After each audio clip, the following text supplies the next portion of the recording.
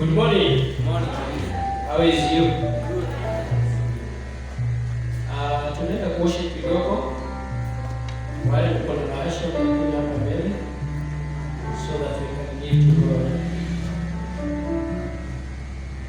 Hilo hili mko mbele za Bwana.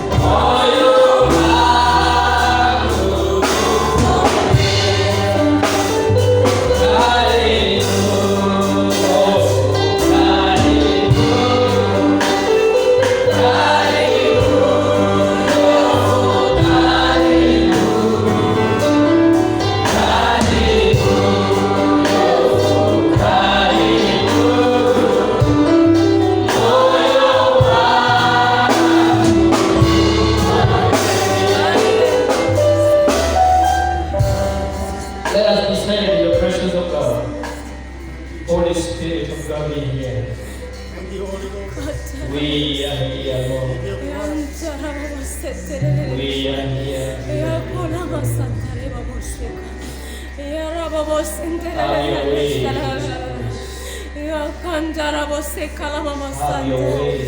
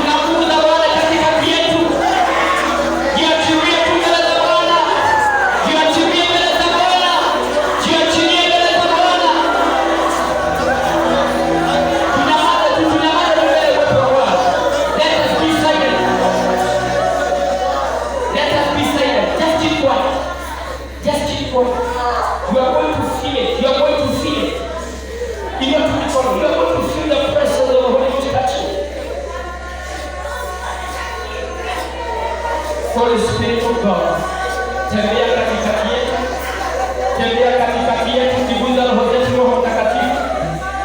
Ondoa magonjwa, ondoa maumivu, ondoa masumbuko.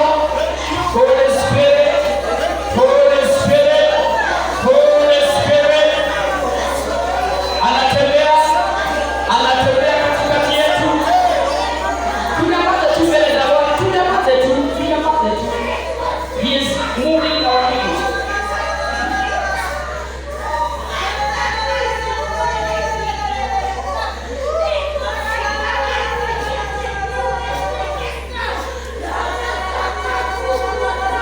Ninakuomba Baba, katika jina la Yesu, naomba ukarefresh roho zetu.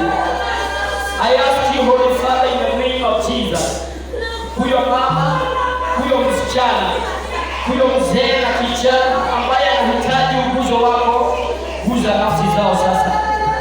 Touch them. Mkono wangu wa kulia kuna nguvu zinashuka. Inueni mikono pande hii, inueni mikono kabisa pande hii, inueni mikono. Kuna nguvu za Bwana zinashuka. Pokeeni nguvu za Bwana, pokeeni, pokeeni, pokeeni. Receive it now, receive it now, receive the action of the Holy Ghost. Yo-yo, yo-yo, yo-yo, yo-yo, yo-yo. Take it, take it, take it, take it. Receive it from the Lord. Hapa nyuma pokea nguvu za Bwana. Hapa nyuma inueni mikono, inueni mikono, inueni mikono hapa nyuma. Washauri hapa inueni mikono. I release an anointing there. Receive it. Yes, it is happening. Receive it. Inatendeka. Receive it. Pokea nguvu ya Bwana. Take it. Take it. In the name of Jesus. Yo-yo. Take it. Shadadadadadadadadadada. Nira zivunjike. Nira zivunjike. Zote zivunjike. Nira zivunjike. In the name of Jesus.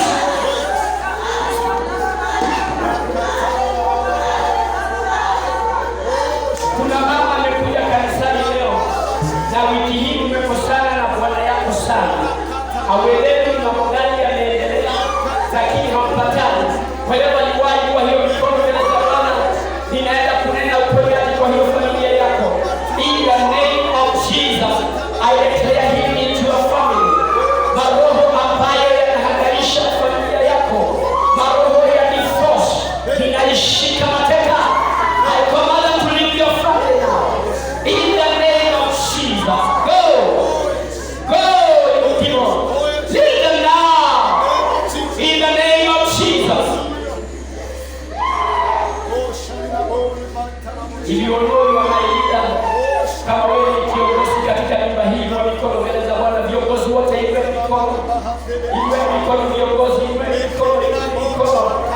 Leaders, lift up your hand, lift up your hand. Ninawaombea kwa jina la Yesu. Maroho ya Dotha na Kora hayana nafasi ndani yenu. Maroho ya division, maroho ya kuleta mgawanyiko, na ikamata niamrishe watu hayana nafasi kwenu.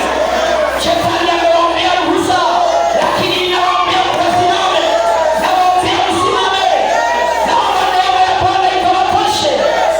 Sharoho zela la peleze katabania magari.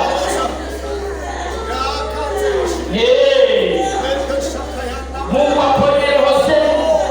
Mungu awapatie stamina in your spirit to stand. And when you stand, in the name of Jesus. Father, this time we want to hear your word.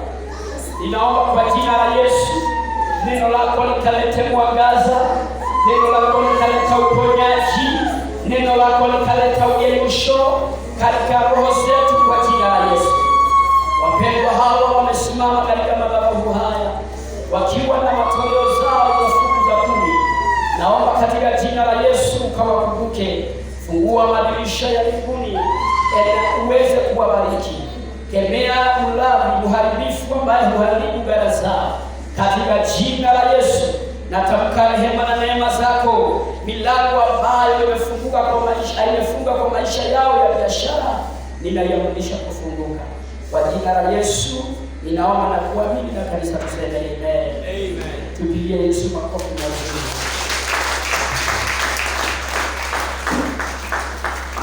We can sit down in the presence of God.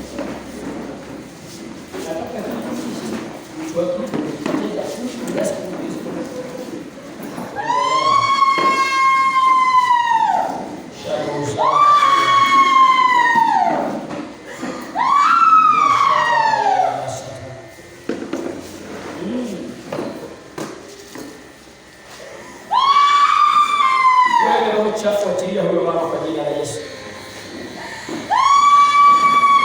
Command to go. Leave her.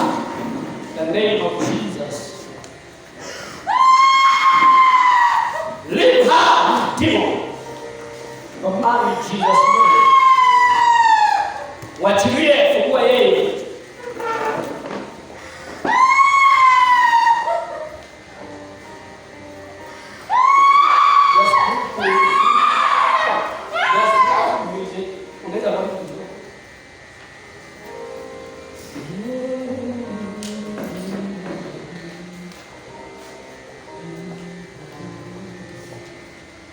Haleluya, Bwana Yesu asifiwe. Amen.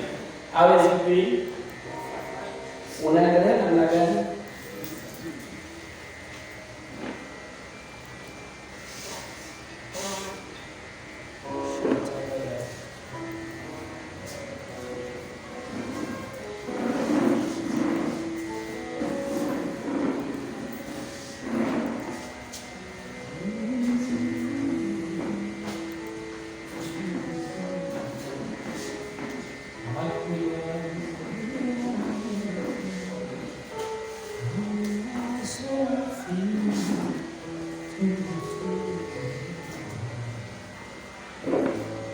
Tafikisha hapo kwanza, we hear the word of God, then later we shall have a time to listen to what God has for us. Nataka nichukue nafasi hili kuweza kukaribisha kila mmoja kwa ibada.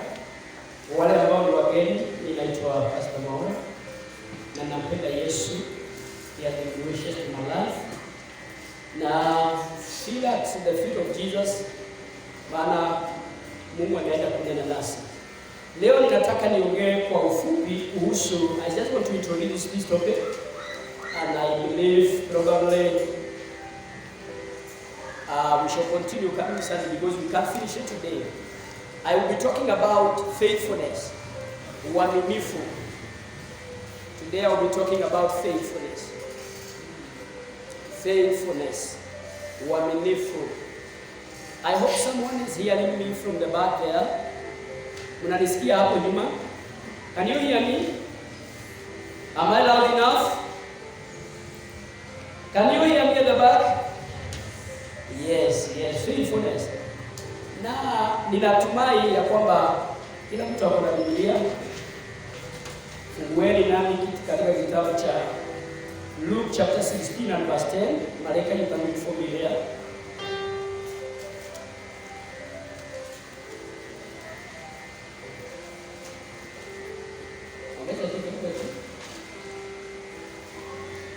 Luke 16 verse 10. Inasema hivi, aliye mwaminifu katika lililo dogo sana, huwa mwaminifu katika lililo kubwa pia.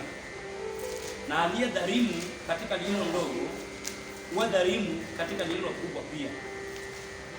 Pastor Mary, you can open for me the book of Hosea, chapter 1. Hallelujah. Amen.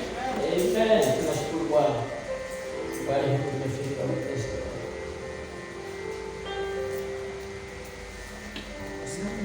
Hosea chapter 1.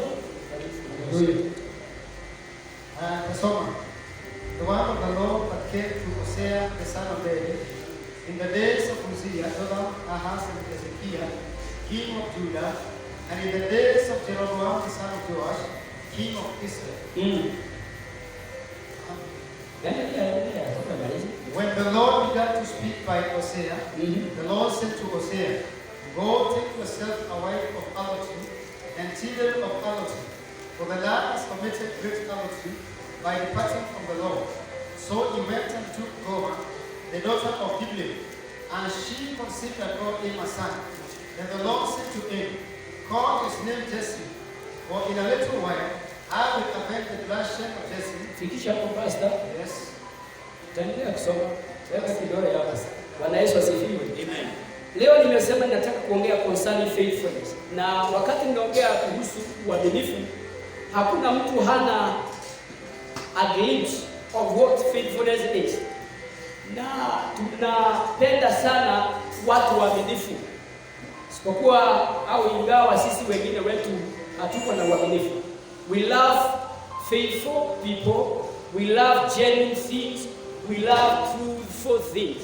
No one of us love fake things. Bwana Yesu asifiwe. Amen. Na mahali ambapo pastor amesoma nianzie na hiyo ni moja wapo wa vitabu vya minor prophet Hosea, na tunaona Mungu akitaka kudhihirisha jinsi wana wa Israeli wamekuwa watu ambao sio waaminifu kwake. Bwana Yesu asifiwe. Amen. Na nyakati zile Mungu alikuwa sometimes anasababisha manabii kufanya au kutoa unabii kwa njia ambayo ni practical prophecies.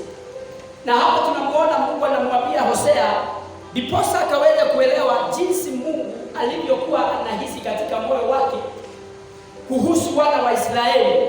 Akamwambia enenda uchukue mwanamke kahaba. Inajua ya kwamba most of us we are born again here, if not all of us. Na tukikwambia uende utafute kahaba uoe, utaona tumekuchukia na tumekuwa watu ambao sio fair. Maana hakuna mtu hupenda vitu ambazo ni najisi. Ndugu ambaye amekuwa pamoja nasi hapa kanisani miaka, ikifika ni wakati wa ndoa, alafu mimi mchungaji nimwambie enda Madharau Street, tafuta mke pale, ninajua ya kwamba hatakaa kanisani tena, atatoroka. Lakini Mungu akataka kudhihirisha jinsi alivyokuwa nahisi kuhusu wana wa Israeli katika hali yao ya kutoaminika. Akamwambia Hosea the prophet, nabii, ya kwamba ningetaka uende utafute mwanamke ambaye anaitwa Gomer, na akamwambia huyu mwanamke hakuwa mfanyabiashara halali, alikuwa mfanyabiashara ya ngono, alikuwa kahaba. Na ukisikia Biblia ikisema ni kahaba, she was a prostitute for real. Bwana Yesu asifiwe. Amen. Lakini the reason why God wanted Hosea the prophet to marry Gomer, it is because he wanted Hosea to understand the situation and the dilemma that God was in concerning the faithfulness of his people Israel. Na maandiko inasema Hosea akaenda akatafuta huyu mwanamke ambaye alikuwa anaitwa Gomer, akamuoa na wakazaa pamoja. Na ukisoma chapter 3 inadhihirisha kwamba Hosea alienda to an extent ya kulipia yeye mahali. Bwana Yesu asifiwe. You can imagine the situation this prophet was in. These are two people ambao naturally they are not compatible. Ni kama maji au ni kama moto na petrol. A priest or a prophet and a prostitute. A prophet and a prostitute. But God demanded Hosea that he should not marry any other person, not because he could not get a wife in Israel, but because he wanted the prophet Hosea to feel the way God was feeling concerning his unfaithful people. Bwana Yesu asifiwe. Na wapendwa, ningetaka muelewe mpaka wa leo, one of the problem and the biggest problem in humanity, right from the word God in Genesis, ni unfaithfulness to God. Ile sababu ilifanya wana wa Mungu, Adamu na Eva, wapoteze their position in the Garden of Eden was unfaithfulness. They they did not keep what God had commanded.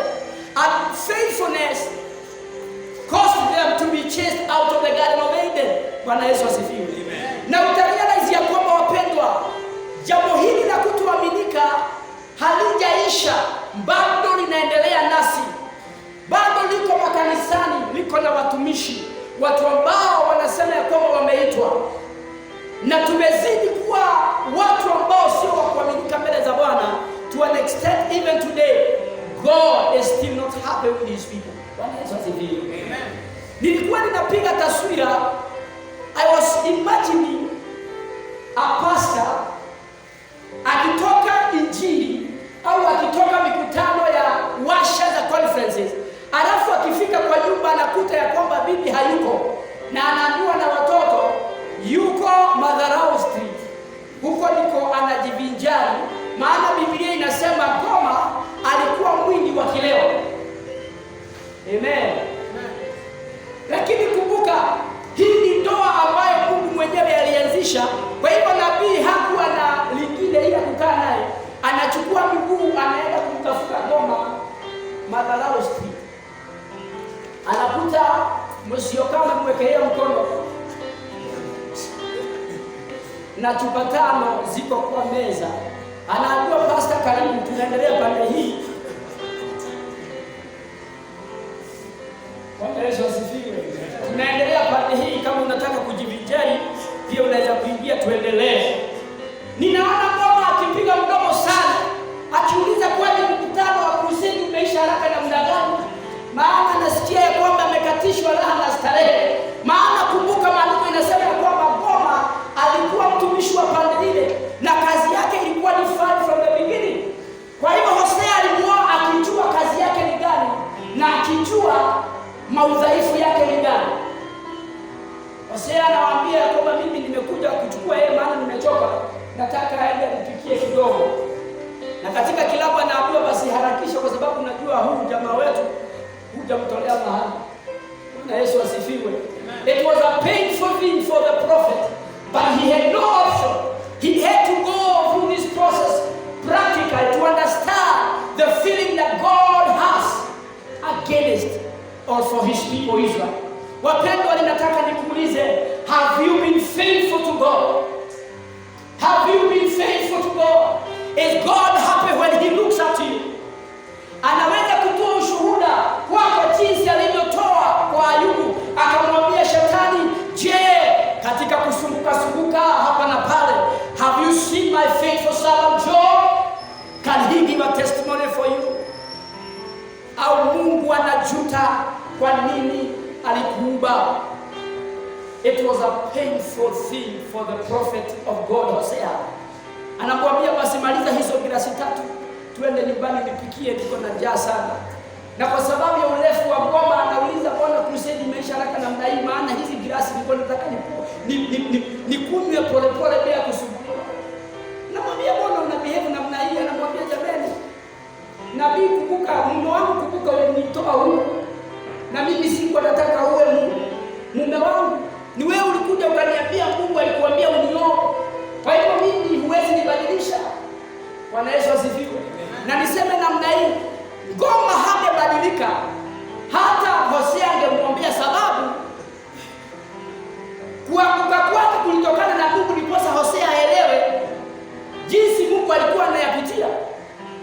Kwa hivyo hata angemwombea, ingekuwa ni kama kuongeza moto, petroli kwa moto, ingekuwa ni kama kuongeza chumvi kwa kidoda.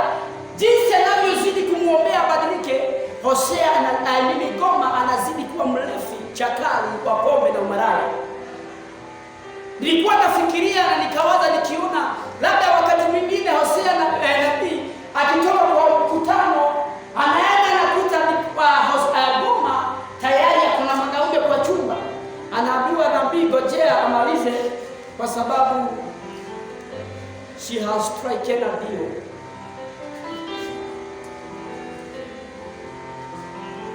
But the prophet is bound by God to live with this woman against his will, because God wanted him to understand the pain he's going through as God. Bwana Yesu asifiwe. Mungu alitaka Hosea akaelewa position and the status of the people of God Israel. Bwana Yesu asifiwe. Hosea hagemtupa, hangeita wazee waambie, jameni, huyu mwanamke mimi nasikia kumpatia talaka. Hiyo haingewezekana, ilibidi akae na yeye. Nilikuwa nafikiria, nikaona ilikuwa machungu mno kwa Hosea kukaa na mwanamke ambaye ni kahaba, mwanamke ambaye anapenda kulewa, mwanamke ambaye hana uungu, lakini kwa sababu ya Mungu ikabidi akae na yeye, na akazaa watoto watatu kulingana na mahali tumesomewa. Bwana Yesu asifiwe. It was painful. It is very painful to live with unfaithful people. Ni chungu mno kukaa na watu ambao sio waaminifu. Hakuna kitu cha dhamana kama kuwa na roho au kama kuwa na mtu ambaye ni mwaminifu. Somebody who is true. Somebody who is true. Bwana Yesu asifiwe. Ungekuwa Hosea ungefanya namna gani? Hagempiga mangumi, maana hii ni ndoa ya watu wawili ambao wameshikanishwa na Mungu. Bwana Yesu asifiwe.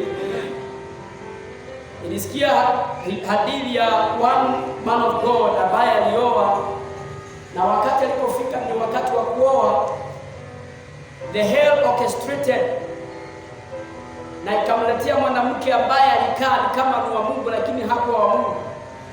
Na huyu mwanamke alikuwa anamtesa sana. Baada ya kuolewa alibackslide, maana alimwambia, mimi haja yangu ilikuwa wewe, lakini ukatagajika ukachukua mimi. Ungejua ungechukua mimi, ungechukua mimi, maana mimi ni wapande ile nyingine. So alikuwa anamtesa sana, anamwambia mtumishi wa Mungu, anamfanyia kitu, anamwambia si unichape Mungu. Na mtumishi anasikia mimi napata moto, lakini hawezi kumpiga kwa maana anajua ya kwamba akimtandika ameenda kinyume na maandiko. So akaishi na yale makosa na ile shida. Hivyo ndivyo Goma alipokuwa anatendea nabii wa Bwana. Na hivyo ndivyo Mungu alipokuwa anasikia anapoangalia watu wake ambao aliwaita watu wake, lakini wameacha the position ya faithfulness. Amen. Anatamani kuwatengeza lakini hawatengezeki. Anatamani wainua lakini hawainuki. Anatamani kuwajenga lakini hawajengeki. Akiwajenga kwa simbili zinabomoka na kesho anaanza tena. Hivi ndivyo tulivyo makanisani siku za leo. Unakuta watu wako makanisani lakini they are still unfaithful to God. They are still the same old people they were before they received Jesus. Nataka nikuulize siku ya leo, what kind of a person are you? Are you faithful to God? Bwana Yesu asifiwe. Amen. Nifanyieni namna hiyo. Are you faithful to God? Wapendwa, wacheni niwaambie, if we are going to benefit, kama tunaenda kufaidika katika maisha haya ya wokovu, lazima tukubatie uaminifu. We must accept, we must embrace faithfulness. The Bible says in the book of Psalms 18:25 that God is faithful to the faithful and God is fraud to the fraud. Mungu ni mwaminifu kwa wale ambao ni waaminifu, na yeye huwa mang'aa kwa wale ambao hujifanya mang'aa kwake. Bwana Yesu asifiwe. Luke chapter 16 verse 10, tukasomewa tukaulizwa, who is that faithful servant?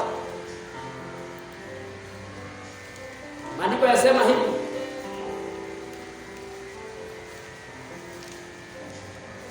I can begin verse 9 or verse 8. Or let's begin verse 9. And I say unto you, make to yourself friend of Mammon of unrighteous, that when you fail, they may receive you into an everlasting habitation. Verse 10. He that is faithful with that which is least is faithful also in much.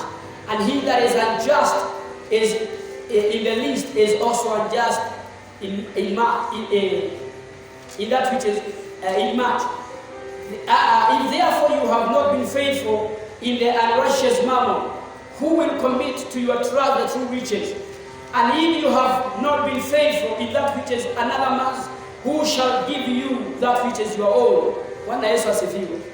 Wapendwa, leo nataka tujifundishe somo hili la uaminifu, na ndiposa nimeanzia na hadithi ya nabii ambaye alioa mwanamke ambaye ni kahaba, na ninajua ya kwamba kila mmoja wetu hapa tunatamani kuwa watu waaminifu na tunatamani kukaa na watu ambao ni faithful. But faithfulness, wapendwa, is costly. It is not a cheap commodity for cheap people. Faithfulness is not found in cheap people. Faithfulness is found in great people. Bwana Yesu asifiwe. Maandiko yamesema hapo ya kwamba he that is faithful in that which is least is faithful in much. Huwa ninashangaa sana wakati wapendwa unakuta wengi wanasema ningetaka kuwa na vitu mingi na haujakuwa mwaminifu na zile kidogo Mungu amekupatia. Nishawahi sikia watu wakisema ya kwamba wakati nitapata mshahara wa 1,000 nitakuwa mwaminifu kwa Mungu kwa fungu za 10. Lakini wacha niseme hivi jioni ya leo wapendwa, kama huwezi kuwa mwaminifu kwa 10,000, hauwezi kuwa mwaminifu kwa 1,100. Kama huwezi kuwa mwaminifu kwa 2,000, hauwezi kuwa mwaminifu kwa 20,000. Faithfulness has got measure and faithfulness has got process. Bwana Yesu asifiwe. Amen. What is faithfulness?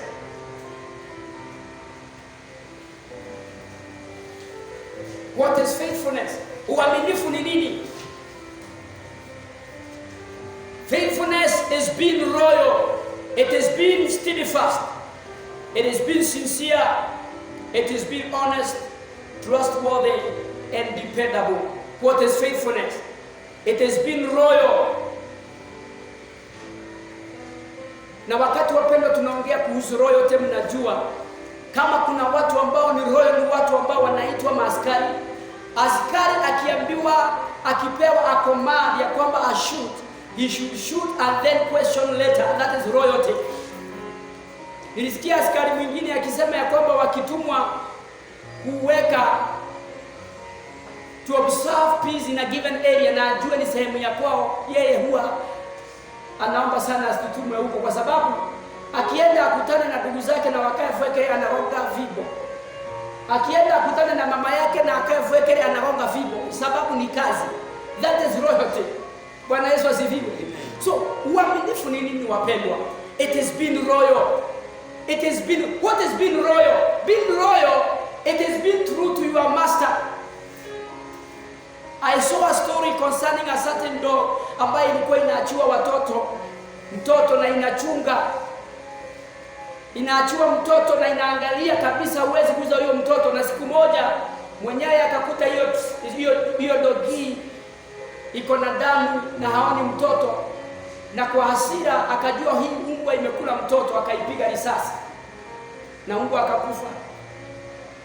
Only to realize later ya kwamba mtoto alikuwa chini ya kitanda, na kile kilikuwa kinafanya mbwa awe na damu kwa midomo ni kwa sababu mbwa alikuwa ameshambulia nyoka hatari sana, ndiposa akaweza kusave this child. The dog risked the life to save the master's child, but when the owner came, kwa sababu ya haraka na kwa sababu ya kutokuwa na subira na kutokuwa loyal to the dog which was loyal to him, he killed his only dog. Wakati aligundua baadaye ya kwamba what has happened, he regretted. Akauliza, kwa nini nimefanya ujinga kiasi hiki? Kwa nini nimekuwa mtu wa aina hii? I have not been faithful to my dog which was so faithful to me. It has taken care of my child, even fighting poisonous or venomous snake. It has risked its life because of my child, but I have killed it. How many times do we kill? Ni mara ngapi huwa tunaua watu ambao wameletwa katika maisha yetu in the name of not being loyal? A pastor who has stood with you for many years, you have cried together. Amen. Amekuombea, amesimama na wewe. When you met him, you had nothing. But when we begin to rise, we become unloyal. And we can speak against him. We can fight him with our mouth and our action. That is unfaithfulness. Bwana Yesu asifiwe. Wapendwa, ni mara ngapi we bite the thing that have been feeding you? We have not been faithful in our loyalty. Haleluya. Na wapendwa, wakati ninaongea mambo haya yashikeni, maana Mungu alimtuma niwaambie siku ya leo. He is demanding, he is not requesting, he is demanding faithfulness from you. If you be a son, you have no option but to behave like one. Bwana Yesu asifiwe. Lazima tuwe waaminifu. Waambie jirani yako hivyo. Amen. Amen. Hallelujah. Amen. We want to behave like the world. We want to behave like people who do not know God. We are not faithful to God. Faithfulness has been royal. It has been true. It has been steadfast. Are you true to your master? Are you true to your master Jesus? When Jesus was with his disciples, wale ambao walikuwa 12, alikaa nao miaka 3.5, lakini some of them were betrayers like Judas. Judas akiangalia Yesu alikuwa anahesabu, anaona huyu jamaa anaweza toka pesa. That has been unfaithful. Na wakati ulipofika wa kumsaliti Yesu, alimwendea akamwambia master, na akambusu. Yesu akamuuliza Judas, you want to betray me with a kiss? Hallelujah. And he betrayed Jesus. And Jesus died on the cross for us. But Judas perished because of unfaithfulness. Who is this faithful servant who will die with his master? Kanisa haiwezi inuka pasipokuwa na watu ambao ni waaminifu katika lile kanisa. Watu watasema hili yetu, huyu ni mchungaji wetu. Akiwa hana, akiwa nazo ni wetu huyu. Daudi, mmojawapo wa vijisababu vilizofanya akaweza kuinuka. And it is true to every leader, you will never rise without having foot soldiers who are ready to die for you. Siku moja Daudi akatamani kunywa maji, maana alikuwa na kiu. Na some of his soldiers overheard him say, I'm thirsty. And the Bible says, they broke through the garrison of Philistine. Na wakaendea maji kwa visima ambazo zilikuwa zimelindwa na Wafilisti. Wakachota maji mle, wakamletea Daudi, wakamwambia yeye, Bwana, tumekuletea maji. Daudi akaangalia yale maji akasema, kusema kweli siwezi kunywa haya maji, maana hii ni damu ya watu wangu. Walihatarisha maisha yao kwa sababu ya kumtafutia mkubwa wao maji. They risked their life. They risked because they loved their master. And that's the reason why David was so powerful. You could not kill David. You could not put him down because he had 400 men who always died with him. Bwana Yesu asifiwe. Amen. It is very unfortunate that we have believers who are so much unfaithful. They want to be associated with you when you have something. They want to stand with you when you are up. They want to say that you are their pastor when you are driving and when you have big name. But when you are down there, they fight you like nothing. Bwana Yesu asifiwe. Nataka niulize wapendwa, uaminifu uko wapi? Uliza jirani yako, wewe ni mwaminifu? Kama huwa unafungua kinywa unaongelea mchungaji wako, unafungua kinywa unaongelea your boss, you are not loyal, you are unfaithful servant, and unfaithfulness will cost you much. Bwana Yesu asifiwe. Wapendwa, shikeni mambo haya ninawaambia, sababu Mungu aliniambia nikuje niwaeleze. Tunatamani kuinuka lakini hatuwezi inuka, maana tumekuwa watu ambao sio waaminifu. Faithfulness has been true. Watu wengi hawako na ukweli ndani yao, wanakuchekesha na midomo, ukigeuka wanakugo. Unaniona vile ninafanya? Na ukingona. That is how we behave. Bwana Yesu asifiwe. Amen. We are so much negative, so much untrue, so much insincere. We are not sincere before God. So much honest. We can't be dependent upon. We are not dependable. Who is a faithful person? Ni mtu ambaye ni loyal. Someone who will die, who will remain true to his master. Hallelujah. Mtu ambaye ataletewa 1,100, ambiwe hii ni 1,100, kana huyu Yesu, aseme siwezi kumkana Yesu. I am true to my master. I am loyal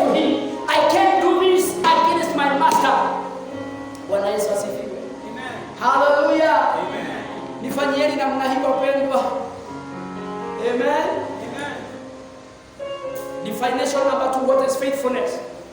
It is adhering firmly and devotedly to someone or something that elicits or demands fidelity. It is adhering firmly or devotedly to someone. Ni kujitoa muhanga kwa bidii kwa mtu au kwa jambo. It is adhering firmly and devotedly to someone or something that elicits or demands fidelity. Wacha nirudie. It is adhering firmly and devotedly to someone or something that elicits or demands fidelity. Ukimaliza mseme nimemaliza. It is adhering firmly and devotedly to someone or something that elicits or demands fidelity. Jesus talked in length about faithfulness, and even Paul in 1 Corinthians chapter 4 verse 2 saying, moreover it is required in stewardship that a man be found faithful. But with me it is a very small thing that I should be judged of you or of a man's judgment. Because even myself I do not judge myself, for I know nothing by myself. Bwana Yesu asifiwe. Paulo alikuwa mwaminifu kiasi kwamba ndani ya roho yake anasema ya kwamba hajihukumu. Kuhusu uaminifu alikuwa anasema ya kwamba mimi ni mwaminifu. Sihitaji kuhukumiwa na vipimo vya wanadamu kwa sababu hata mimi mwenyewe sijihukumu. I don't judge myself pertaining to faithfulness. I have been faithful to God. Hallelujah. Sio mara moja Paulo alipigwa mawe kwa sababu ya injili. Anaamka, anaendelea, anasema injili lazima iendelee. Hallelujah. Anasimama mbele ya watu wakubwa. Anaulizwa, Paulo, wewe kichwa yako nafikiria haiko sawa, ni kwa sababu ya masomo mingi. Anasema sio kwa sababu ya masomo. I had an encounter with the Son of God, Jesus. Hallelujah. I'm not against myself. I'm faithful to the cause. Paulo alikaa mwaminifu kwa Mungu, ikafika mahali akasema ya kwamba nimemaliza kazi. I have kept the faith. I have been faithful to the calling. Hallelujah. And I'm ready to be called now.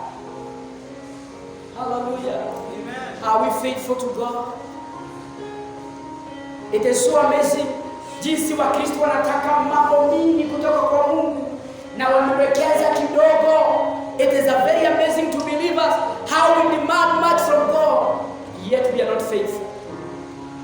We have 3 levels of faithfulness. The first level is called faithfulness to God. Na hii ndio ninaenda kuongelea leo. 3 levels of faithfulness. 1 is faithfulness to God. Level 2 is faithfulness to man. And level 3 is faithfulness to yourself. 3 levels of faithfulness. The first level is being faithful to God. The second one is being faithful to man. And the third level is being faithful to yourself.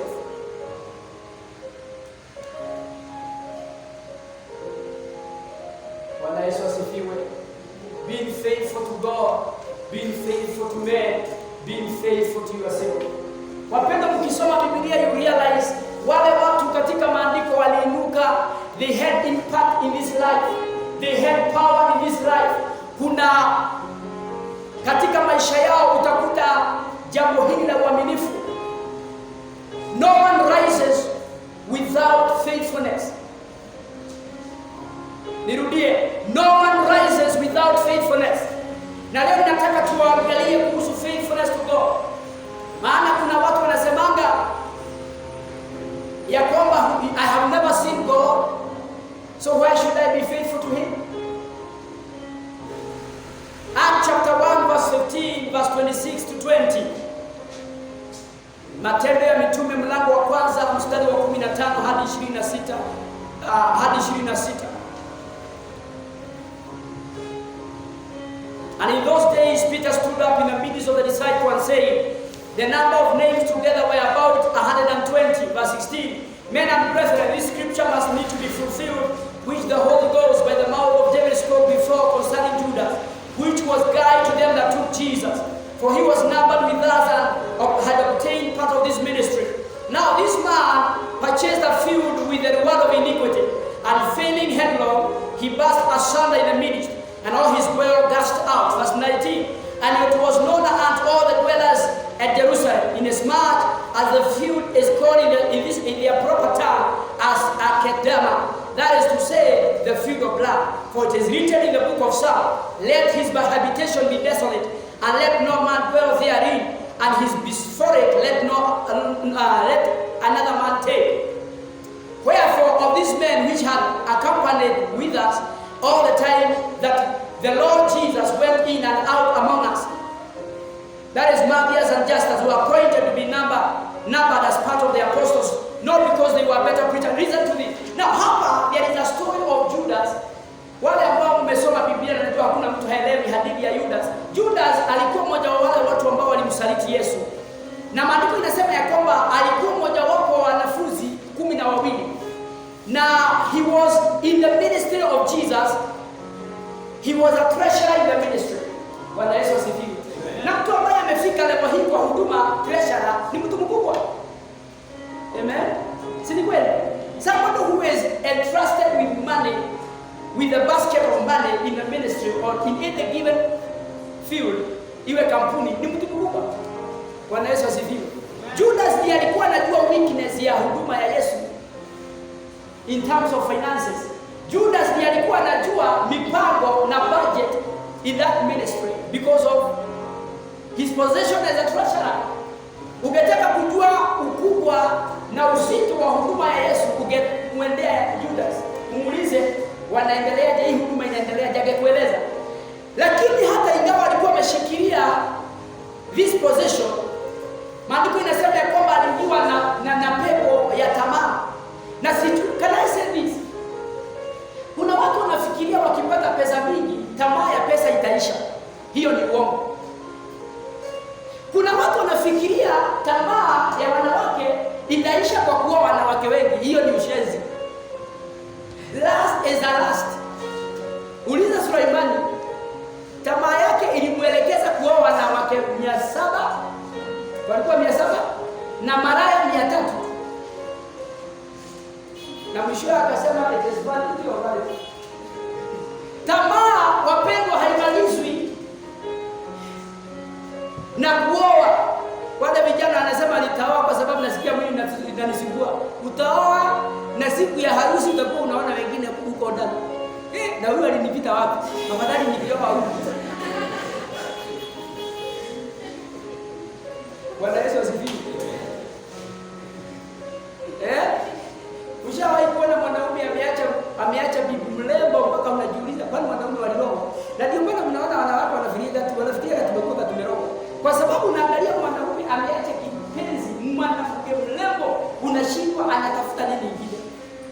Na hata akipata hiyo bado anaona ingine akiwa hapo. Bwana Yesu asifiwe. Tamaa haimalizwi na vile vitu tunafikiria zinamaliza tamaa. Kama una tamaa ya pesa haimalizwi na kupata pesa mingi. In fact, the much you get, the more you work hard to get more. Na ndio maana Judas ana tamaa ya pesa kiasi kwamba ana kikapu kina pesa, lakini anafikiria hata Yesu anaweza toka pesa. Anafanya hesabu. Chupa ya mafuta ikimwagiwa Yesu, anafanya hesabu haraka haraka. Anauliza hii ingetoka pesa mingi na huduma tungesaidia na maskini tungesaidia, kwa nini imefanya hivi? Huyo ni mtu ambaye ana tamaa za pesa na hawezi saidika. Bwana Yesu asifiwe. Wale watu mnasikianga kanisani kukiwa na fundraising ndio wa siasa mingi hawatoi. Wale watu wanasikianga kanisani wakisema wanataka waone mahesabu inaendelea namna gani. Mbona pastor anabeba hiyo pesa yote? Chunguza mioyo yao na maisha yao, utakuta they are not givers. Their problem ni mioyo. Wale watu mnasikianga na siasa mingi na kuhahe na kushende, angalia shida yao ni mioyo. Bwana Yesu asifiwe. Judas akauza Yesu kwa kumsaliti, na maandiko yanasema sehemu yake ikaondoka. Na Petro akasema ya kwamba sio vizuri sehemu hii ya Judas ikae bure. Tunahitaji kuwa na mtu ambaye ni wa kureplace. Amen. Na hapo tunaambiwa ya kwamba kulikuwa na majamaa wawili, mmoja wapo alikuwa anaitwa Matthias na mwingine alikuwa anaitwa Justus. They were not disciples but they were faithful servants of God. Walikuwa Peter pamoja na wanafunzi. In short, when Peter and the church were holding crusades and conferences, these guys were always there. Sio ni ajabu sana vile watu wanataka kutumika na Mungu lakini hawajitoi kwa Mungu huyu. Maandiko inasema wakaulizana, hawa watu wamekuwa wakitufuata kila mahali tunaenda kwa injili, mikesha wako, maushirika wako, mbona tusiombe Mungu atuchagulie mmoja katikati yao, Mathias na Justus? Hallelujah. And they prayed.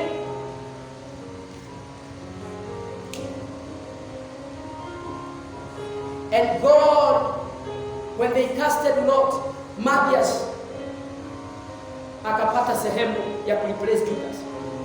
Judas, hela zile aliuza 30 Yesu hazikumsaidia.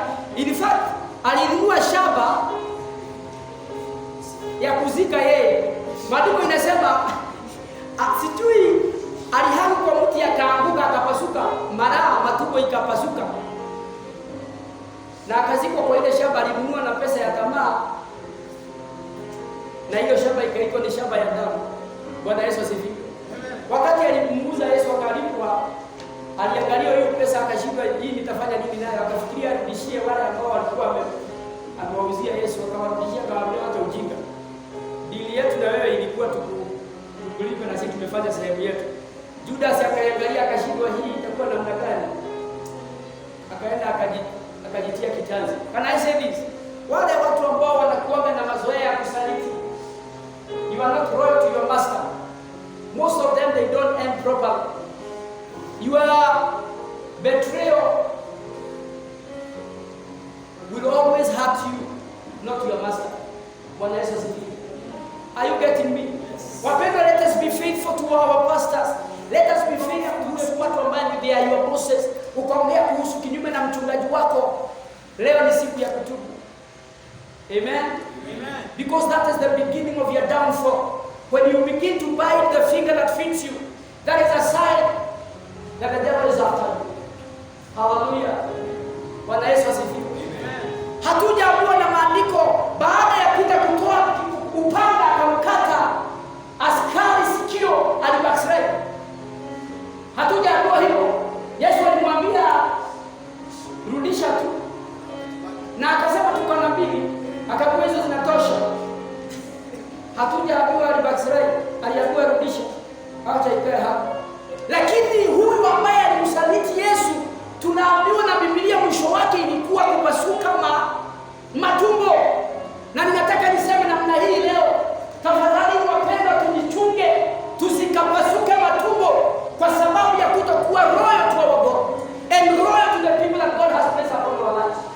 Bwana Yesu asifiwe. Nataka niwaulize ninapoendelea, are you faithful to God?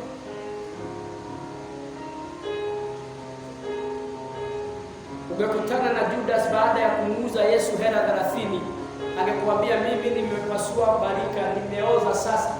Lakini baada ya muda kidogo pesa ikawa haina maana ilikuwa pesa ya usaliti. Ikawa ndio ilikuwa inamzika, ikanunua shamba mwenyewe yakazikwa. Mungu atusaidie. Bwana Yesu asifiwe.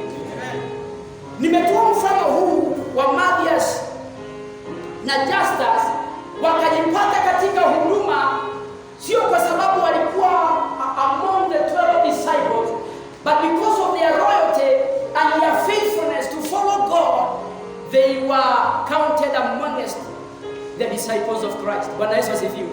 Na wapendwa, niseme namna hii, maandiko inasema katika Yerusalemu kuna milango, there are gates in Jerusalem. Na kila mlango umeandikwa the disciples of Christ. Amen. So wakati tutafika mbinguni, ningetaka wapendwa wale tutaingia huko, kwa sababu sio wote tutaingia. Wani pastor unahukumu, mimi sihukumu. Maandiko yanasema kadia hapo ni kambaba sana. Wale wataingia ni wachache, sio wote. Amen. Amen. Nani wataingia hapa?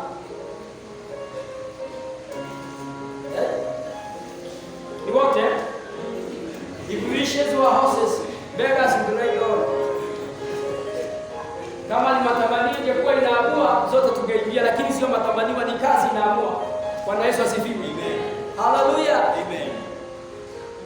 Maana hakuna msaliti pale, hakuna msherati huko, hakuna wakiburi huko ataingia, maana hiyo ni mizigo ambayo haiwezi ruhusu mtu kuingia mle. Bwana Yesu asifiwe. Wakati tutafika huko, wapendwa, wale mtaingia, ningetaka muangalie katika hiyo milango ya jiji lile, muangalie jina Mathias kama litapatikana, maana maandiko inasema katika ile milango imeandikwa majina ya wanafunzi wa Yesu. Huu ni mlango wa Petero, huu ni mlango wa Mathias, huu ni mlango wa John, huu ni mlango wa nani? Wa Luka. Huu ni mlango wa nani mwingine? Thomas. Bwana Yesu asifiwe. Na katika hiyo milango moja wa hayo majina yatapatikana ni Mathias, ambaye aliingia ni kama amechelewa, lakini kwa sababu ya kutoaminika kwa Mungu akafanyika one of the apostles. Bwana Yesu asifiwe. They say better late than never. Wapendwa, wa mwisho watakuwa wa kwanza na wa kwanza watakuwa wa mwisho, sio kwa sababu ya kuingia mapema utafanya ufike, ni kwa sababu ya uaminifu wako. Haleluya. Amen. Na Yesu akasema ya kwamba alita jamaa tajiri mmoja akapea watu kazi. Wengine wakakuja asubuhi wakapewa kazi. Saa 4 wakapewa kazi, saa 6, saa 8 na hata saa 11. Na ilipofika malipo, huyo wa mwisho akalipwa sawasawa na aliyeingia wa kwanza. Na wa kwanza akalalamika, maana moyo wake ulikuwa na shida. Akauliza, jamani, mimi nimeshinda hapa the whole day, nikichomwa na jua. Kwa nini Yesu, kwa nini mkubwa unamlipa kama mimi? Hivyo ndivyo itakuwa mbinguni. Kama mtu kameingia leo, kamweka bidii within 1 year, Jesus amekuja, tukifika huko kanalipwa kuliko wewe. Unauliza kwa nini kamelipwa hivyo? Sababu ya uaminifu. Bwana Yesu asifiwe. Judas and Mathias and Justus, they were appointed to be numbered as part of the apostles, not because they were preachers. Listen to me. Hawakuwa wahubiri wazuri, not because they were givers, but because they were faithful and loyal servants. Ninaomba kwa jina la Yesu, Mungu akainue jeshi katika hili kanisa ambalo litakuwa jeshi that is loyal to the work of God. Wapendwa, tumechangia sana kanisa kutokuwa na nguvu. Amen. Unakuta watu wako katika uongozi, lakini wao ndio wanaharibu lile kanisa. Unakuta watu wako katika ushirika na Mungu, na wao ndio wanaongea mabaya ya Mungu. Bwana Yesu asifiwe. Mungu atusaidie. Uliza jirani yako, wakati unafungua hii mdomo yako unatoka nini? Simuulize. Na akikuangalia vibaya uniambie, Mungu mkono useme anaangalia vibaya.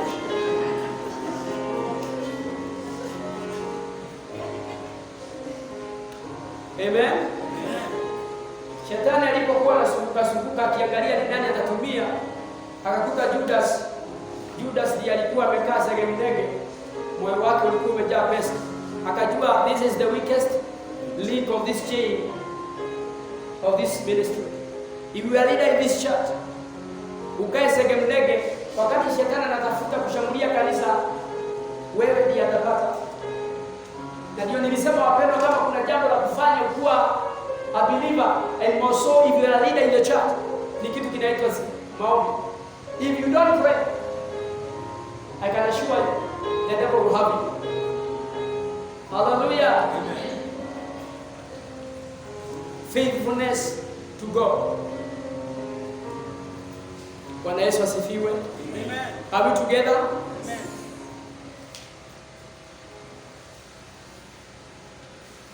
I have said we have 3 levels of faithfulness. Faithfulness to God, faithfulness to men, and faithfulness to yourself. We have seen faithfulness to God, and I have given you one example of Justus and Mathias. Hawa watu wapendwa, shikeni ninapoendelea kumalizia. They were not preachers. They were not prophets. No. But they were faithful. Just following up what Peter is doing. Peter anaenda mkutano, anamfuata kule. Peter akifanya crusade yuko, Mathias yuko pale, Justus yuko pale. Amen. Kukuwa na michango, Peter na Mathias yuko pale. Mpaka wanafunzi wakaulizana, we don't need to go out. We just need to pray about this. Na Mungu atuambie who is who in this among us these two. Bwana Yesu asifiwe. Wapendwa, tuweni waaminifu. Kama huna kitu ya kuongea kuhusu kanisa ambacho ni positive, nyamaza. If you have nothing to speak against about your pastor that is positive, keep quiet. Maana tumekuwa na roho ya dunia ya siasa. Bwana Yesu asifiwe. Tumekuwa na roho ya dunia ya siasa.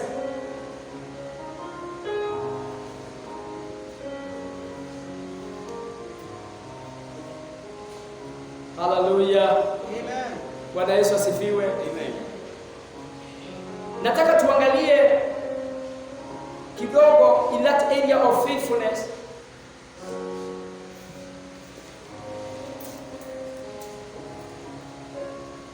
In the area of faithfulness to God, kuna subtopic ningetaka uandike, faithfulness with little things. Kuwa mwaminifu na vitu dogo. Maana Biblia inaongea sana when it comes to dealing with God. Mungu anaongelea sana kuhusu small things. Do not despise small beginnings. He who is faithful with little things is faithful with much. Kwa hivyo wapendwa, we cannot be faithful to God if we are not faithful with little things. Wale ambao mnataka kuinuka katika huduma, katika maisha haya, iwe ni ya biashara, kuwa mwaminifu na mambo madogo madogo. Maana hiyo ni kanuni ya Biblia.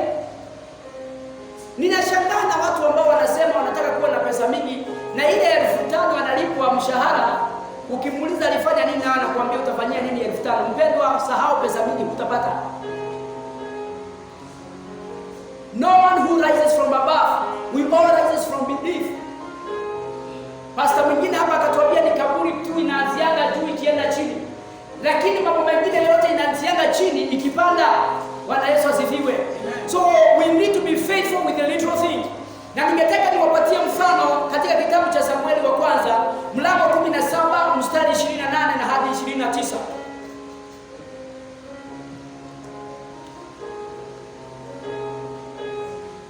First Samuel chapter 17 verse 28 and 29. You can read for me, Jeremiah, if you are there, or whoever is there. Pastor, read for me. In the next 10 minutes, I'll be bringing it. I'll be summing it. In the next 10 minutes, please, just bear with me. In the next 10 minutes. 1 Samuel 17, verse 28 and 29. 17, verse 28 and 29. Hallelujah. Now, Eliab, his oldest brother, and when he spoke to the men, and Eliab's anger was aroused against David, and he said, why do you come down here? And with whom have you left those few sheep in the wilderness? I know your pride and the insolence of your heart, for you have come down to see the battle. And David said, what have I done now? Is there not an host? Then he turned from him to one another and said the same thing. And these people answered him as the first and one hero. Amen. Fikisha hapo pastor. Wapenda nifuatilieni hapa maana nataka tumalizie.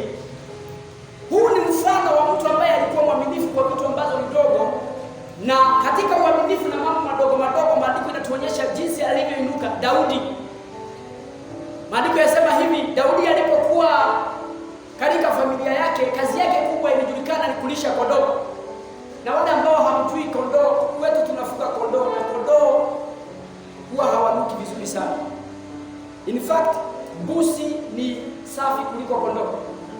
Kwetu tunalishaga kondoo. Na nilikuta zile kondoo mnaitaka kondoo, huku kwenu sio kondoo. Hiyo ni mzaano wa kondoo na mbuzi. Kondoo original ina manyoya, inanyolewa kila mwaka. Bwana Yesu asifiwe. Na sio safi sana.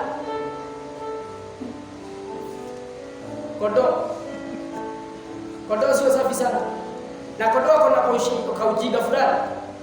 In fact, mbuzi ni mjanja kuliko kondoo. Na ndio maana Wakristo tumefananishwa na nini? Kondoo. Na kondoo sio mbuzi. Lakini tuna washirika makanisani ambao ni mbuzi. they exhibit the character of a goat, not sheep. Bwana Yesu asifiwe. Mojawapo wa tabia za busi ni kujitafutia. Busi hujua sana kujitafutia, wapendwa. Utakuta busi amepanda juu ya mti na sijui vile huyo anapanda. Kondoo hawezi panda juu ya mti. Nani ashaikuta kondoo amanyoa juu ya mti? Inua mkono. Busi anapanda pasipokuwa na shida. Anajitafutia majani mabichi. Na ukianza kuona washirika wameanza kutoa tabia za busi kanisani, wametoka ukondoo, wameingiwa na ubusi, umeanza kupoteza washirika.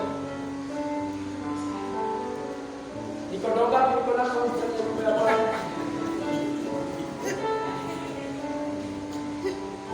Ukisikia mshirika ameanza kuongea maongeo ya aina hii, Mungu husaidia anayejisaidia. Namba 1 unaweka tiki, ni busi. Bwana Yesu asifiwe. Ukisikia mshirika ameanza kusema ya kwamba kuokoka sio ujinga, unajua huyo ni busi imeanza kuingia. Nini ingine? Bwana Yesu asifiwe. Nini ingine tunasemanga? Kondoo, mimi nimeelewa na kondoo all my life. Kondoo, they are very, very peaceful. Kondoo, mahali umeziacha kondoo unazikutana hapa. In fact, kondoo zikiweka vichwa namna hii, zote zikiweka vichwa namna hii, zinaweza kuumwa na huku nyuma na mnyama, zikuru kuanzia nyuma bila wasiwasi. Utakuwa unaona inaanguka tu kwa sababu ilikuwa nyuma, lakini kichwa imeweka hivi. Bwana Yesu asifiwe. Nataka kusema hivi wapendwa, kulisha kondoo ako na ushenzi mwingi, sio kama busi. Na hivyo ndivyo Mungu ametufananisha na kondoo. Kondoo huongozwa na mchungaji, haongozi mchungaji. Lakini busi huongoza. Hana shida, anaongozana. Ukitaka kujua mahali waliingia jana, utaonyeshwa na busi. Kondoo huwa anafuata zingine zikienda. Na ndio maana unaona kondoo moja akivuka barabara zote zinarukana kama wajinga. Maana hazijui. Bwana Yesu asifiwe.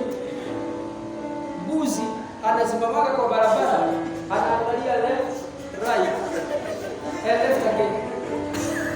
Anasema it is okay to cross the road. Bwana Yesu asifiwe. Hajaenda shule lakini anajua ni left, right, and left again and then cross. Na hawa ndio watu tulio nao makanisani, watu ambao wameingia makanisani lakini nyoyo imejaa ubuzi. They are still not comforted. And they don't want to be comforted. One of the reasons why kondoo huwa wananyolewa ni kwa sababu manyoya hayo hubeba mimba, hubeba uchafu, hubeba mambo mingi, na wanahitaji kunyolewa ndiposa wakawe wepesi. Bwana Yesu asifiwe. Wakawe wasafi, wakawe wepesi. You get rid of insect ambazo zinaumiza kondoo. Bwana Yesu asifiwe. Kondoo ndiye mnyama peke yake unaweza kula nyama yake bado akiwa hai. Anakatwa mkia. Kondoo wetu wakati kondoo zimezaliwa, wale ambao hamjajua kondoo huwa anazaliwa na mkia. Na hiyo mkia huwa inakuwa na inanana sana. Bwana Yesu asifiwe. Kondoo kuna season inafikanga kondoo anakatwa. Tulikuwa tunakata na hiyo mkia haitupwi. Tunafanya kitu tulikuwa tunasema kuliga. Kuliga ni kutoa hiyo manyoya kwa moto. And then ukitoa manyoya yote inabaki hiyo kisehemu ya mkia iko na nyama. Alafu mnakaaga, mnaweka au mnachoma, mnaweka chumvi, mnakula nyama kondoo akiwa hai. Ukiona washirika ambao hawataki pasta akule nyama yake, wanashinda ni mbuzi. Maana faida ya kukata mkia wa kondoo ni moja. Mkia huu huwa unanyonya kondoo. Mkia huu unanyonya kondoo, anakuwa amekonda, lakini ukimkata una faida kwa kondoo, una faida kwa mchungaji, maana utakula nyama na kondoo atapata weight. Wale washirika hawataki kukatwa mkia, pasta afaidike nao wafaidike. Wale watu mnasikia wakisema mimi siwezi saidia mwanaume kama mimi, unajua hii sio kondoo, hii ni mbuzi. So niko na mbuzi gapi?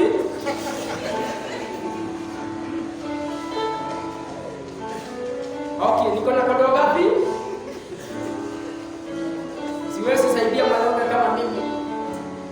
Wewe shida yako ni mbuzi, wewe sio kondoo. Bwana Yesu asifiwe. So kwetu tulikuwa tunakula nyama na kondoo ako hali. Bwana Yesu asifiwe.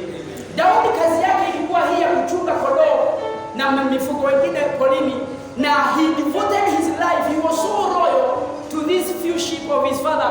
Na tunaonyeshwa na Biblia mahali alipokuwa anatumwa na baba yake aende akapeleke chakula kwa ndugu zake ambao walikuwa vitani. Kumbuka wakati ule Goliath alikuwa amejiinua sana, akiuliza ni nani atakayepigana na mimi? Akiniua tufanyike watumishi wenu, nikimuua nani muue watumishi wangu wetu?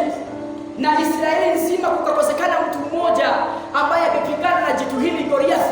Lakini kijana huyu ambaye alikuwa anaitwa Daudi alipokuja akakuta sarakasi ikiendelea, akauliza ni nini inaendelea? Akaelezwa, akauliza basi ni nini atapewa mwenye atakabiliana na hili jitu? Akaambiwa mfalme amesema msichana wake atamtoa kwa yule atakayeua jitu hili Goliath. In short, atakuwa son-in-law to Saul, who is the king. And David said this is a good cause to go. Akasema hii kitu nipatiwe. Eliabu akasikia watu wakiambiana kuna kijana kanasema akatapigana na hili jitu. Akamwendea Daudi akamuuliza, wewe una umang'aa mwingi sana, umeachia kondoo za baba, zile kondoo chache za baba yetu na nani? Akasema nimezishughulikia, nimeziacha kwa mikono mizuri. Bwana Yesu asifiwe. Ninaongea mambo haya kuhusu kuwa mwaminifu na mambo machache wapendwa, kwa sababu kuna watu wanataka kuwa mitume na kuwapatia kazi ya ushering hawafanyi. Watu wanataka kuwa waimbaji wa kimataifa, lakini ukimpatia maiki hii sio mwaminifu kwake. Bwana Yesu asifiwe. Lakini ukiwauliza, maono yao ni makubwa kuliko uaminifu wao. Maono yao ni kubwa kuliko uaminifu wao, na wanakufa na maono pasipo uaminifu, kwa sababu ni uaminifu huo unafungua milango mikubwa. Ukiwa mwaminifu na vichache, Mungu anakuinua kwa hayo mambo makubwa. Bwana Yesu asifiwe. Na Daudi akamwambia kwamba mimi nimeshughulikia kondoo za baba, niziache kwa mikono safi, si kutoka tu. Bwana Yesu asifiwe. Hii inaonyesha nini? Jinsi Daudi alipokuwa amejitoa kwa kondoo chache.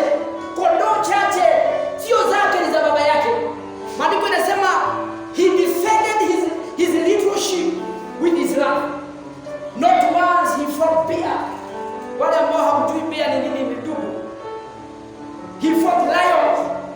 Wale ambao hamjui lions ni nini, siku moja aenda kwa zoo au uende Masai Mara ukute simba ni nini. Unajua tunazioneaga kwa TV. Nilienda Tsavo siku moja nikiwa shuleni, na wapendwa, wacha niwaambie, lion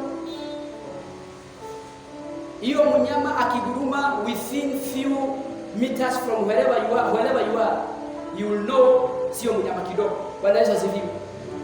Tulikuwa Tsavo East, and lions zilikuwa sometimes zinakaribia zile quarters tulikuwa tunalala, maana tukaa for 2 days, and that animal roared. Unasikia ni kama kanyumba katabazuka. That thing is loud. Wale ambao mnafanyanga research you realize when a lion roars, the roaring can travel 10 kilometers away. Bwana Yesu asifiwe. That thing is it is loud. But the Bible says young David killed the lion with his own bare hand, protecting the lives of his father's little sheep. That was faithfulness. Bwana Yesu asifiwe. Kwa hivyo wapendwa, wale wanataka kuinuka and you are not royal to the little thing that God has placed in your hand. Gerald wants you to come up and become a big man in running and you're not faithful to this one. Forget about rising. This is a stepping stone. Minor that is a stepping stone. You have to be faithful with that little thing. Hallelujah. Kanisa yetu ni dogo. Sijui hauhitaji kanisa kubwa, unahitaji hii dogo. Bwana Yesu asifiwe. David said, what do I have to do with you and my older brother? I have taken care of my father's little sheep. Niambie ni nini atapewa mwenye atakabiliana na Goliathi. Na wakati alipoambiwa akaendea, maneno yakamfikia Sauli, akaambiwa hapa kuna kijana Yese anasema ana uwezo wa kupigana na jitu. Ukilinganisha Daudi na Goliathi ni kama kulinganisha kifo na kulala au usingizi. Sauli akamwangalia akamuuliza, wewe ni kijana nani? Akasema mimi ni kijana ya jasiri. Akasema mtu wa Mungu nina ushuhuda. Amen. Kila mtu sema testimony time. Wale ambao mna shuhuda na mnakagalia, bado ni kwa mtoa ushuhuda. Unaona hii ushuhuda dogo dogo. Hiyo inafika wakati inakutia nguvu, nasikia kupiga mtu ngumi. Kama nilikonea hii, hata hii nitapona. Hiyo kwa ushuhuda, kaweke nikazuru. Bwana Yesu asifiwe. Daudi akamwambia mtumishi wa Mungu, kwa sababu ninaona uko na shaka sana na mimi, acha nikupe ushuhuda. I love testimony. Akamwambia siku moja niliua ndugu, ingine nikaua simba. Hii mikono yangu unaona chache hii imefanya maajabu. Akamwambia ni kweli yeye. Akamwambia basi kuja nikuvalishe maguo. Akavalishwa maguo ya Sauli. Naye Sauli mnakumbuka, he was the tallest man in Israel. He was so tall. Mnakumbuka? Wakati alichaguliwa, alikuwa mrefu kuliko wengine. Kwa hivyo karibu kuvalishwa mavazi ya Sauli, maandiko inasema akajaribu hata kutembea, akasema mimi sijazoea hili. Haleluya. Bwana Yesu asifiwe. Sema sijazoea hili. Sijazoea hili. Bwana Yesu asifiwe. Tell me mimi myself. God will use you the way you are. If you are faithful, ni hiyo kitu kidogo uko nacho Mungu atakiamplify. Pastor Moyo, you don't need to preach like Pastor Moyo. You are a be yourself. Hallelujah. Watu wanafikiria kuiga wengine ni kuinuka. Hakuna. Every one of us has got a signature in the spirit. Amen. Jeremiah, you never be me. You can tap my grace, but you never be me. You have to labor your way out. You have to fight your way out. And the way of fighting is through faithfulness. Being loyal to your master. Being loyal to God. He raises you up. You know, I have been laboring in the spirit so much. Of late nimekuwa nikitafuta Mungu sana. Nilikuwa natekesha my wife leo nikumwambia leo Mungu baada ya niliamka around saa 8 nikaomba mpaka 5. And baada ya kulala sijawahi ona hiki kitu. Niliona kitu nikashangaa. You know what I said? Niliona nikiwa nimesimama kwa mbele ya Kibaki, our former president. Na nilikuwa na makaratasi. Nilikuwa nataka isainiwe. Amen. Na wale ambao walikuwa wamenipeleka kwa Kibaki, niliona kulikuwa na mmoja hapa na mwingine hapa.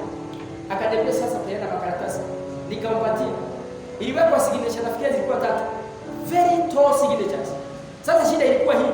Tukaambiwa sasa tokeni hiyo mlango, hizi vitu mnatoa kutoka kwa hii mlango. So tulitoka tukagojea hapo nje hiyo document. Mimi sijui ni nini ilikuwa inasaidiwa, lakini nilikuwa na makaratasi ilikuwa inasaidiwa. Bwana Yesu asifiwe. So nje tulikuwa tunaulizana, jamani sipomekaa sana na mzee amesema. Bwana Yesu asifiwe. Yaani nikaanza kujiuliza, all this time nimekuwa nikihubiri without papers. Wapenda shikeni maneno. Unaweza tiliwa mafuta hapa ni vizuri. Lakini if you don't labor in the spirit, upatiwe pepa huko, zisainiwe huko, you still be legal. Na ndio maana wapenda nawaambia tutafuteni Mungu. Ndio maana tunahangaishwa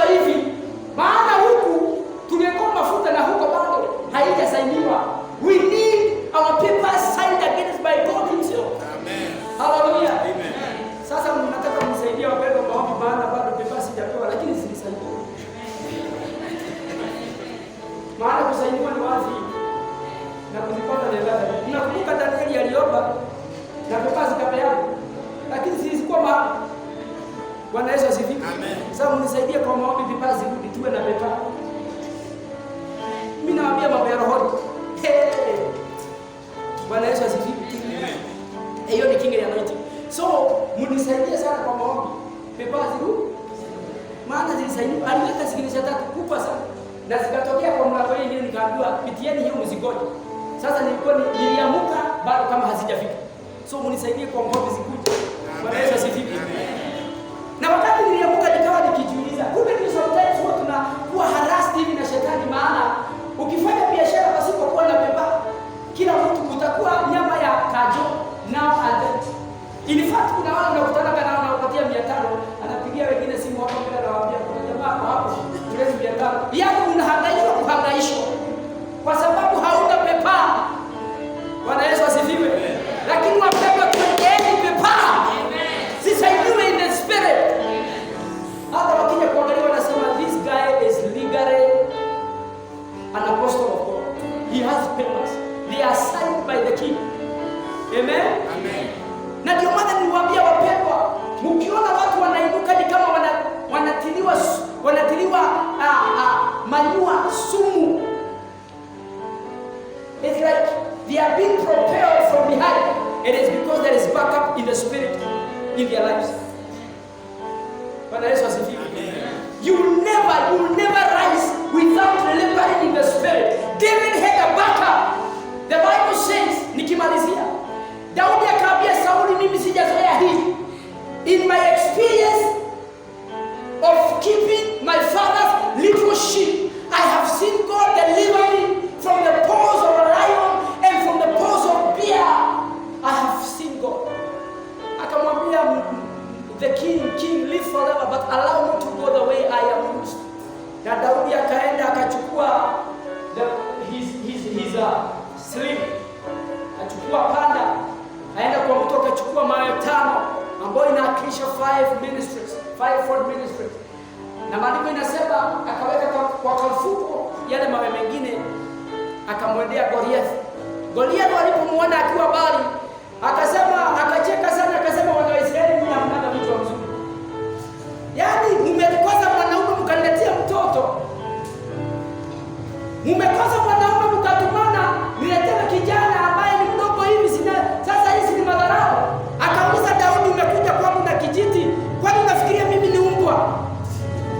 Daudi akamwambia, nimekuja kwa Mungu wa Israeli, Mungu wa majeshi naye kufuru, na leo nitakata kichwa yako. Amen.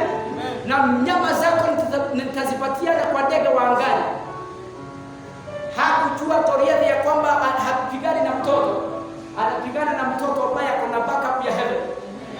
Bwana Yesu asifiwe. Amen. But you don't need to do so much.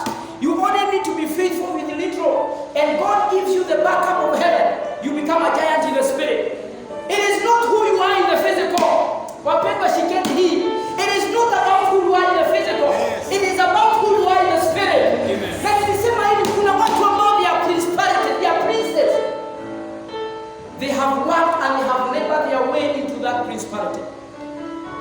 Nikawaambia hapa Sunday, kuna watumishi ambao huwapendi, lakini ukisikia wanakuja Kenya, itabidi uende mikutano yao. Maana in the spirit, they are being announced. Amen? Kuna backup. Sijui kama ni Oyedepo, nilisikia alienda akatangaza kwa kijiji fulani ambacho kilikuwa inhabited na wachawi sana. Akawaambia amewapatia days. Amen? Okay, actually what happened, walikuwa wamemwambia hawezi jenga kanisa sehemu hiyo. Wachawi na washirikina wakamwambia huwezi jenga kanisa huko, huwezi inua madhabahu mengine. Akawaambia sihitaji kubishana na mimi. Na nini? Kile ninataka ninawapatia 7 days.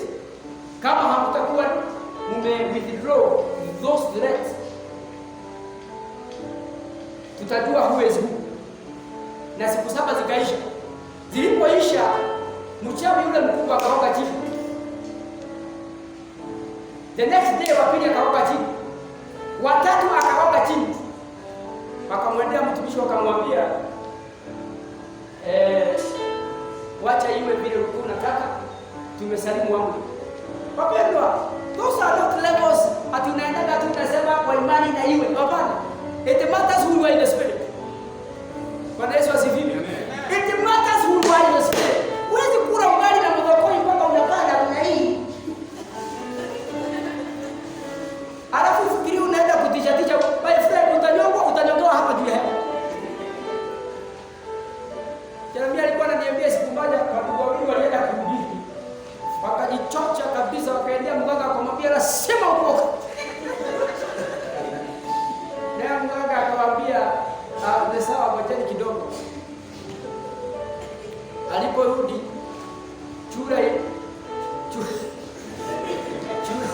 chura iliingia huyo mmoja kwa mdomo. Naye huyo mwingine sasa akaanza kuombea ndugu yake deliverance. Alimwombea kweli mpaka sasa akakombolewa. Naye mganga akamwambia nyinyi ni wanaume. Kuanzia hapa hakuna mtu aliwaambia. Hakuna mtu aliwaambia. Waende. Bwana Yesu asifiwe. Ni vizuri kujielewa wewe ni nani spiritually. Elewa mamlaka yako imefika wapi. Wapendwa, lakini mamlaka haya hayatoki kwa sababu ya kuvaa tai kama hii na kuvaa suti na kuchukua Biblia na kubadilisha sauti. Unasikia hiyo sauti ni ya nani? Maana vijana wanafikiria wakiwa na sauti kubwa wamefanyika watumishi. It matters who you are in the spirit. Hallelujah. Daudi alijielewa yeye ni nani ulimwengu wa rohoni. He had a signature against his name in the spirit. Bwana Yesu asifiwe. Hadi mimi naambia watu kanisani, kabla hujaenda kusema sijui unaenda kutoa uchawi Kisii na Kitui, ni vizuri ujielewe wewe ni nani kiroho. Wana wasikia wakaambiwa ya kwamba kwao tunamjua na Yesu tunamjua, lakini nyinyi tukiangalia in the spirit we don't find him. Where are you? Bwana Yesu asifiwe. Daudi akamwambia Goliathi, na Biblia inasema aliweka kamawe kwa ile panda akairusha, naye Roho Mtakatifu akaichukulia ikaenda kuliko misali ya nyuki.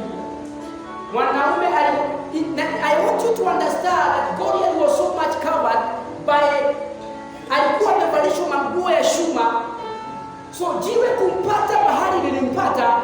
It was guided by the Spirit of God. So Goliath was very sure there is no amount of kicks or javelin ambayo ingemweza.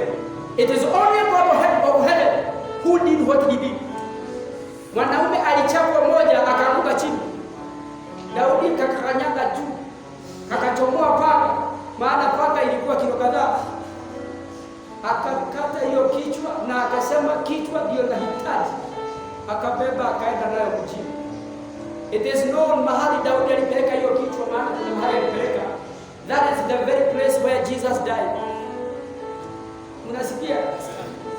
Unasikia? Hapo ndio Yesu alikufa, na hapo chini ndio kichwa cha Goliathi kilizikwa. Bwana Yesu asifiwe. So Jesus akakanyaga kichwa cha Goliathi. Na sasa majitu yalitoka wakati wa Daudi na yalimalizwa in the days of Genesis. That is for another day. Lakini wapo nataka kusema hivi.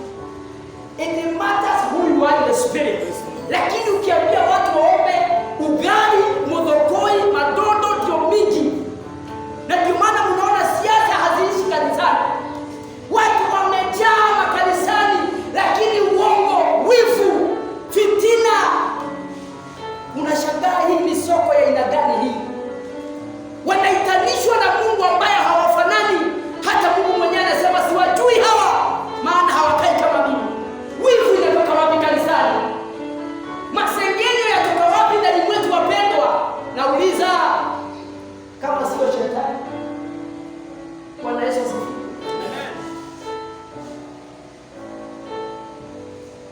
Nitafikisha hapo wapendwa. Tutaendelea coming Sunday. But I want to say this. I have given you examples of people who are faithful with little things. One of them is David. And David was so faithful. His relationship with God had grown so much to an extent, hata wakati alipofanya dhambi ambayo ilikuwa ya kifo kabisa, tunamwona Mungu akisema this man is still a man after my own heart. Yaani level ambayo alikuwa amefika na Mungu, haingewezekana Mungu kumkataa tena. Bwana Yesu asifiwe. Uliza jirani yako kama huu unatafuta Mungu. Daudi alikuwa na moyo, hata ingawa alikuwa na kila sababu ya kumuua Sauli, kwa maana Mungu alikuwa amemkataa Sauli. Anasema siwezi inua mikono hii yangu nikamchinja mtiliwa mafuta. Imagine Mungu mwenyewe anatumana, anasema nimerejea mfulani wa fulani, na Yeremia nimekuchagua wewe, utachukua nafasi yake. Kama ni wengine tukisema haleluya, haleluya, lete hiyo kisu, lete hiyo kisu, lete hiyo kisu. Hata Mungu mwenyewe alisema amemkataa, utachinja mchanga. Lakini Daudi anasema sio mimi, mtu ametiliwa mafuta siwezi. Lakini nakuta siku hizi watu wanashikana watano, wanakaa chini hours wakiongelea mchungaji wao, wakimsengenya. Tugeni hiyo midomo yetu. Bwana Yesu asifiwe. Amen. Coming sana tutaangalia faithfulness to other people's, being faithful with other people's property, and then we shall see the last one, being faithful to yourself, na alafu tutamaliza hii series. Lakini leo wapendwa, nilikuwa nataka tu tuanzie hapo. We lay the introduction, we see what it means to be faithful, and then we see what it means to be faithful in little things, and then we shall continue. Bwana Yesu asifiwe. Wapendwa, can I say this as I finish? It is required for every man to be faithful. We serve a faithful God who keeps his covenant for generations and generations. God who does not break his part of faithfulness. Nilikuwa nakumbuka mtumishi wa Mungu by the name Jephthah, wakati aliambia Mungu ya kwamba mimi nimedharauliwa sana kwetu, lakini ukinipatia ushindi mara hii, maana alikuwa anaenda vita, whatever shall come to see me as I come home, I'll give it to you. And Jephthah hakujua msichana wake ndiye atakuwa wa kwanza kumlaki, labda alifikiria ni ng'ombe au mifugo au vitu kama hizo. Na msichana wake alipomlaki akamwambia, jamani, nilifanya kauli ya kwamba whosoever or whatever kile kitanilaki nitakipatiana kwa Mungu, and he did not break the vow he made to God, and he gave to God what he had promised. Bwana Yesu asifiwe. Makanisani yetu unakuta watu wanafanya nadhiri, they don't mind breaking the vows they make. Mungu ukinipatia kazi, mshahara ya kwanza nitakupatia. Mungu ukinipatia kazi, nitakuwa mwaminifu kwa fungu za 10. We make all these sort of vows, and God is so faithful, he does his part, and we break our part. Let me tell you something. God does not delight in the vows of fools, the Bible says. Hana ushirika na nadhiri za wajinga na wapumbavu. Let's know who we are dealing with. Church is not a market. Kwa soko is the only place whereby you can talk the way you want. In the marketplace is a place where you can do what you want. And it is understandable, it is in the market. But we can't turn the church to a marketplace where we make jokes and make fun with all things. Zitatumaliza hizi vitu. Bwana Yesu asifiwe.